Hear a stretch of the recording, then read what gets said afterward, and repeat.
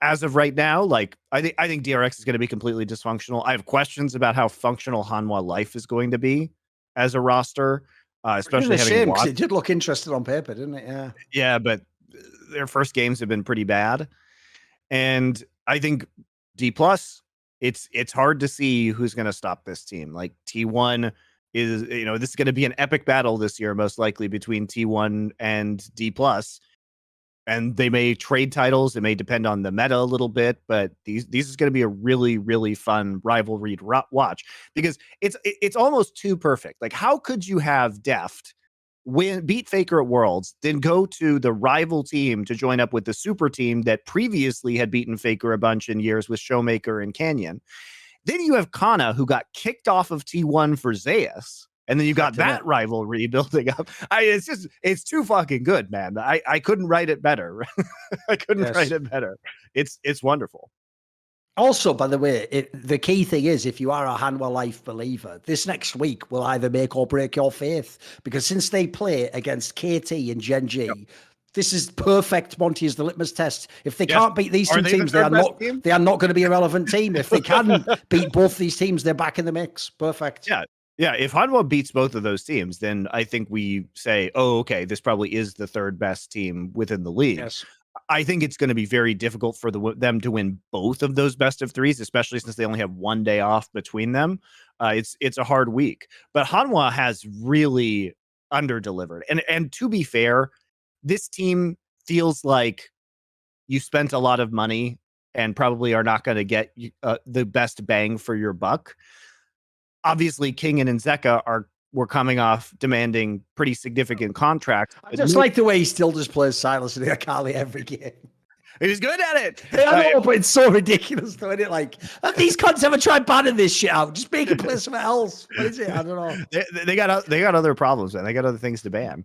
But the Zeka has been a bright spot for this roster. Viper has been pretty underwhelming so far. Life has been up and down. Clid has been terrible for the most part.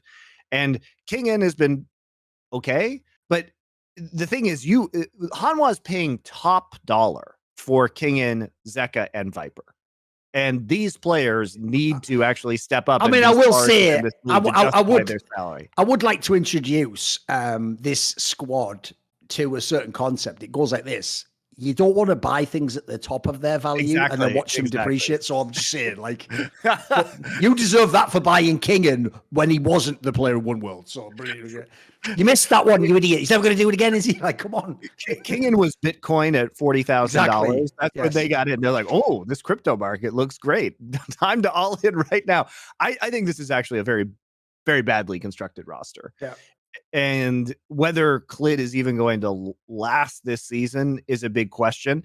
Now, I don't think my fear about that player, because I've always thought his rep has been so open. If he was a stock graph, dude, the Clid one's crazy because it's like this, isn't it? But here's the problem: if you look at his style of play, it makes perfect sense, mate. I've always worried about him. Anytime someone starts their career as like mechanical leasing player, like, geez, get the coin ready, get the eternal coin ready for their whole career. Because when your mechanics are there, you're gonna look fucking sick. When they're not, you're gonna look whack, aren't you? That's just the way your career is gonna go. And that was years ago. This guy was a stud. Like, dude, it was in season 9. He was on SKT. He was playing with like Doinby like half a decade ago now. Like, fucking hell, guys. He's pretty long in the tooth now, Clid. Well, and some of the players like Keen and BDD were coming off down seasons, and so was Clid. I mean, Clid was not good on FPX, and maybe you think that, oh, well, coming back to Korea, getting into this roster with a couple, actually 3 former world champions now that Viper's on the roster as well, maybe this will reinvigorate him. And I do think that Clid has been bad, but I also think that he has been unfairly pinned as a bigger problem. He's a problem, but he's not the problem that the fans seem to think that he is. He has actually been very good at securing objectives for this team. The fans want him cut already. Oh, already. Yeah. Because they want Dread. They want Dread. Because Dread doesn't have a team right now, and Dread is probably better than him. He's a good player, but not alive. Come on. But, as I was saying, this whole team, like, obviously needs more time to gel. But Clid has been really good at objective control for the most part so far, and that is valuable. And I think people are understating the things that Clid has been doing well, because it's so easy, admittedly, to focus on the fact that Willer can just walk into his jungle and 1v1 kill him at level 3, which is not something that should be happening, especially when he knows where Willer is and then they lose to Live Sandbox. I mean, it's embarrassing. It's embarrassing. They shouldn't be, they shouldn't be losing to a Live Sandbox roster that consists of fucking Birdall, Willer, Closer, Envy, and Kyle. And Envy is coming off of a game where he was just curb stomped. Oh, mate, that D+ series was fucking hilarious when it had all.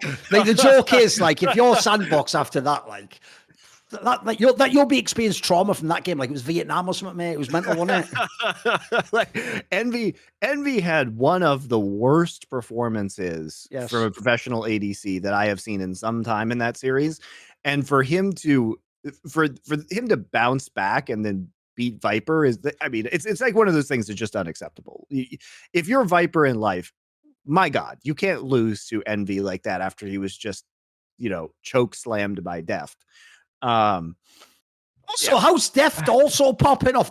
It's 2023, guys. Like, I'll just put Fountain of Youth. Let me just give you a piece of context if you're a fan out there, because remember, dude, in my game CS:GO, what we always had over you guys in other games was longevity, because obviously, like, the career situation isn't as killer. Like, if you just show you're good as a player, the game's more static. Dude, think about this logically. When Deft came up, right, the year that he won LCK OGN was in 2014.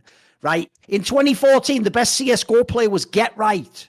Do people understand that? Like, he hasn't even been a player for about 4 years. Like, he's retired years ago. Def's still fucking rocking LCK in 2023. It's impossible. Him and Faker are just aliens, mate. They're just aliens. It's impossible. They are, but I have a new theory. You may know that there was an early Spanish explorer in the Americas named Ponce de Leon, right? And he famously was exploring Florida and allegedly found the Fountain of Youth in Florida. So now that Worlds was in North America, the leading theory has to be that Deft and Faker found the Fountain of Youth in Florida that Ponce de Leon discovered. There you go. I've tied it all together. It refreshed them. Obviously, in this scenario, they only found it after Worlds, though. That's what really exactly. Yeah. They had a break after the finals in San Francisco. Took a trip to Florida. There you go. Yes.